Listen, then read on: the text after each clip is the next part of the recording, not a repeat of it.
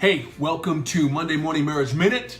And again, thank you for sending in all your questions and comments to 1minutemarriage@gmail.com. Thank you for those of you who've been subscribing to my YouTube channel. Keep everything coming. Keep asking questions and I'll keep coming up with some answers. Great stuff for topics, things like that. Even starting to get some emails from across the pond. So those of you over in Europe and other parts of the world, thank you for tuning in and watching and asking your questions. So, as I mentioned probably about 5 or 6 episodes ago, one of the key things about marriage and learning about marriage is studying divorced couples. Now, you kind of want to study it from a specific angle, and that's basically this.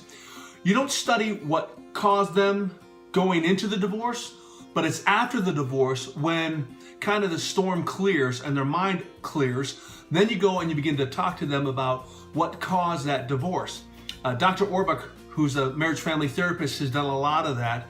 And so have others, John Gottman, things like that. But they often find that after the divorce, you can kind of see clearly and you reflect much on yourself, not just, your ex. And you talk about things that, I could see how the divorce came about. And one of the things that they bring up again and again and again, in fact, it was in a Reader's Digest article last year, is what some people call affective affirmation.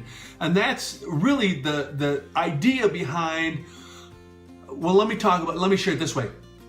Sometimes we starve our spouse by not giving proper affirmation. And when I mean affirmation, I don't just mean, you're really nice, you're a good person, I really like you.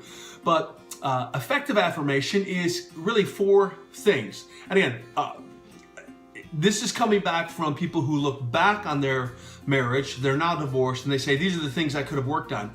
And so effective affirmation breaks down into 4 ideas. How often you show affirmation. And by affirmation, I mean cuddling, touching, compliments, loving, serving, giving, all that whole thing, that whole idea of affirmation.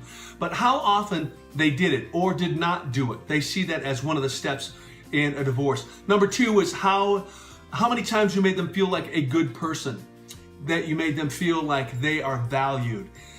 Number 3 was how many times you made them feel like they had good ideas and that they had some input into the world, into the marriage, into who they were as a person. One of the things that drives me crazy is, from a biblical perspective, we are called as husbands to keep our wife safe.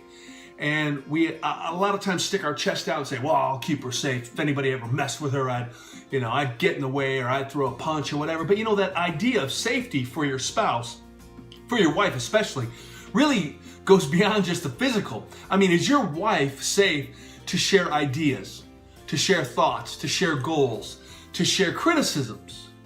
Because the truth is a lot of times we say, my wife feels safe around me, but does she? Because that's not just physical safety. And then number 4, as far as effective affirmation, they talk about how often did you make life exciting or enjoyable for your spouse.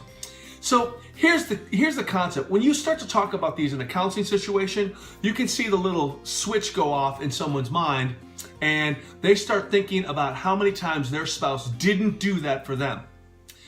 And the other thing is if I ask, do you do that for your spouse? Most of the time, people generally think, yeah, I think I do. But here's the key. Honestly, here's the key. When I have a couple in my office, I challenge each one of them to write down when were the most recent times you practiced effective affirmation. And tell me that write down when that your spouse felt like you really loved them, that you really cared for them, that you really valued them. Not just, yeah, they know I love them. Not just, yeah, I cooked a dinner. But when are the times that you really know? And here's the deal. The more times you can write down and the more recent, the healthier your marriage.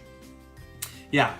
So guess what some homework might be right now for you is to take out a piece of paper and write down all the times you think within the last month, maybe 2 months, that your spouse felt really loved by you. There was effective affirmation in one of those 4 ways, that they really thought, yeah, I really felt loved when you canceled your golf game and stayed home because you knew I was having a hard time and helped me clean the house, or whatever it is. But see, here's the deal. Don't focus on when did they do it for me. Because the key to any great relationship is to remember it's not about you. It's about them. All right, enjoy your Monday Morning Marriage Minute. Keep your questions coming. Thanks for tuning in to YouTube and subscribing. Also, please share this video with your friends and family. Love to have you come back and continue to share your comments. Thanks again, and remember to spend time with your best friend because you're married to him. We'll see you next week.